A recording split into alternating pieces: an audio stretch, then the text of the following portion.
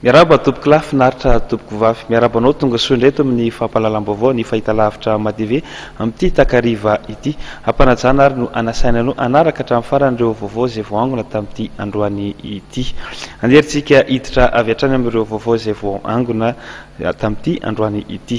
Nisy ny servisy minimum nataon'ireo mpiasan'ny tahirim-bola mpanjakana tamin'ity androany ity araka ny fanambanana izay efa nataon'izy ireo omaly. Etsy andany kosa nefa dia mbola mitohy ny fitokonana ary mafy hoy ny syndicat-ny mpiasan'ny tahirim-bola mpanjakana hatrany. Dia jerentsika ary ny fanadidina. Nisy ny servisy minimum nataon'ireo mpiasan'ny tahirim-bola mpanjakana tamin'ity androany ity araka ny fanambarana efa nataon'izy ireo omaly.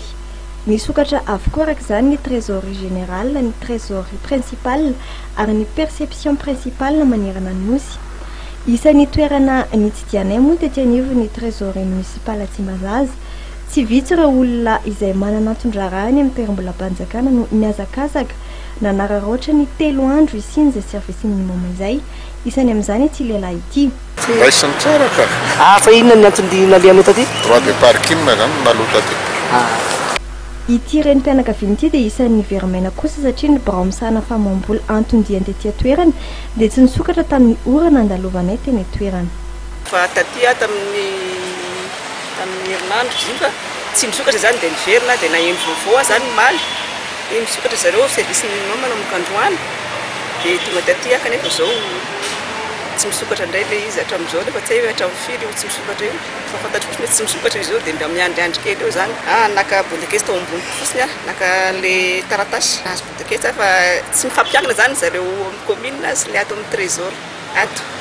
Ato zany riavery fa ny zareo zany manome bodakesy fotsiny ato amin'ny commune dia miandriandry zany Mbola mitohy moa ny fitokonana tanterahany syndicat-ny mpiasan'ny tahirim-bola mpanjakana ary mafy kokoa. Natao izao service minimum zao hoy ny syndicat hitonjovana ireo zokiolona aka ny fisondrononony ireo mpiasa mpanjakana aka ny karama ary anamorana ihany koa ny fikarakarana ireo trabony. Manameloka ny raha-matahora sy ny tsindry azo lena ataon'ireo mpitantana sasatsasany ao anivon'ny tahirim-bola mpanjakana izay tanterahan'izy ireo mpiasa mitokana moa ity syndicat ity ary manamafy fa zon'izy ireo ny manao fitokonana ary azo enjehana amin'ny lalàna ireo mini mandika izany.